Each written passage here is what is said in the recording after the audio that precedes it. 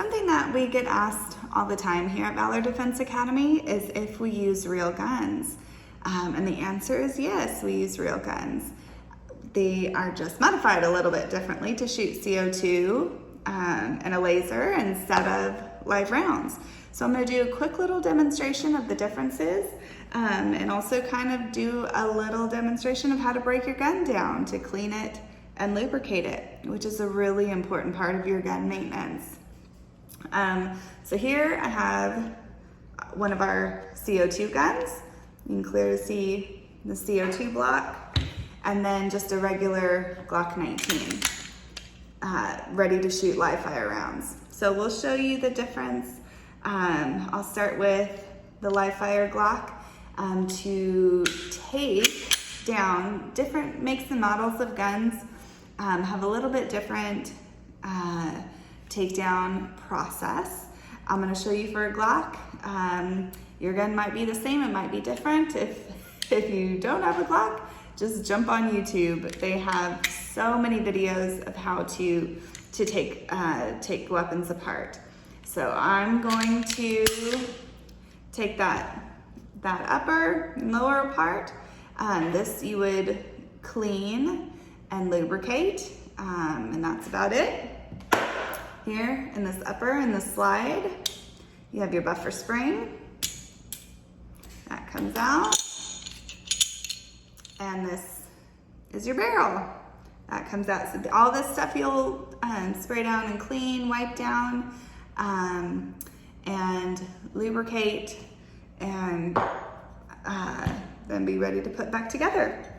Our CO2 guns, pretty similar process, but instead of being able to just go right into taking that slide off, we have to remove this back piece first. Takes just a second. We have to do maintenance on these guns definitely weekly, if not daily. There's always something going on that needs to be touched up a little bit. We like to keep our weapon systems performing as best as they can. There's lots of little rubber gaskets that get chewed up pretty easily. We shoot a lot of rounds through these guns, so it's very important to keep maintenance up. Of course on our guns, of course on your gun, you need to be performing, you need to be taking it apart, cleaning and lubricating your gun really frequently. If it was up to my husband, he would say every single time he shoots.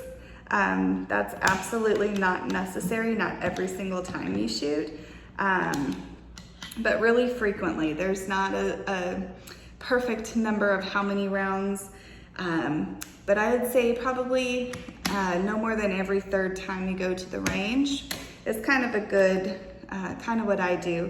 About every third time I go to the range, so that's maybe about 300 rounds, go ahead and clean that gun.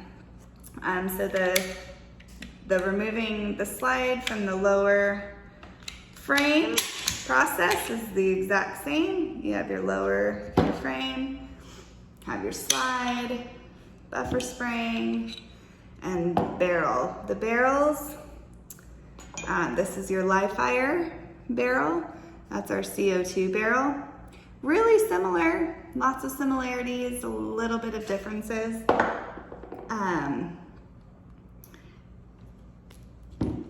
And this kind of stuff, there's all these little rubber gaskets and rubber O-rings that get chewed up, so we check those to make sure, replace any that are bad, clean and lubricate our guns just like you would to shoot a live fire gun. So now, from this point, we would reassemble. Say once you've got everything clean. So start by putting your barrel back into your slide. And you can kind of see these two holes. That's where you'll line up your barrel in the slide. And that buffer spring will go right on top.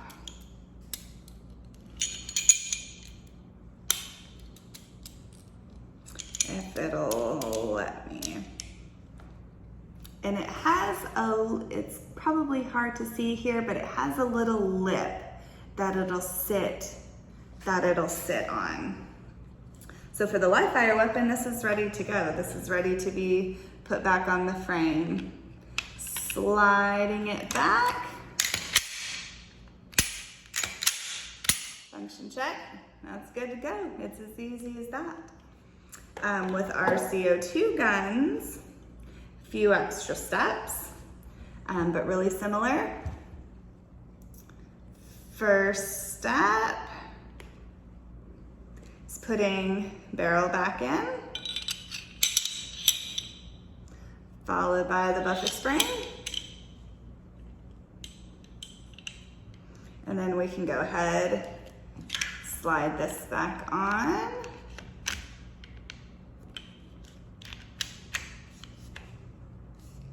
Sometimes it takes, you don't always get it perfect the first time, or the second time apparently.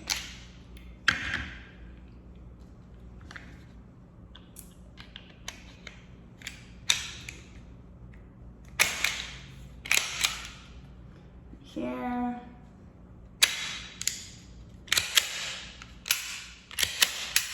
There we go, that's ready. And now we just have to reassemble. I don't even know what this thing is called, but this is how our magazines that are filled with CO2 attach to this little nipple right here. And that's what causes the recoil in our guns. So instead of shooting live rounds, basically shooting a puff of CO2. So from here, assemble this sucker in. Sometimes it takes a second.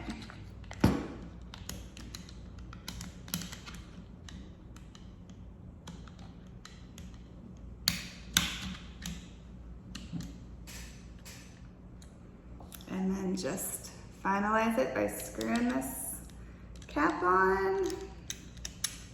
And then it's good to go.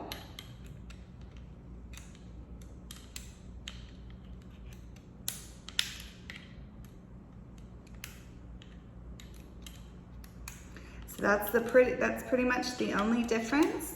I still have the barrel and the buffer spring for this gun that I could convert it to shooting live rounds again. We won't ever do that. We don't ever shoot live rounds through these guns. No live rounds, no live ammo, and all of Valor, but we definitely take people to the live fire range. So if you would like assistance with live fire training, let us know. There we go, and that's all done. All right, if you guys have any other questions about our guns, or if you have questions about your guns, or want any handgun training at all, let us know. Have a good one.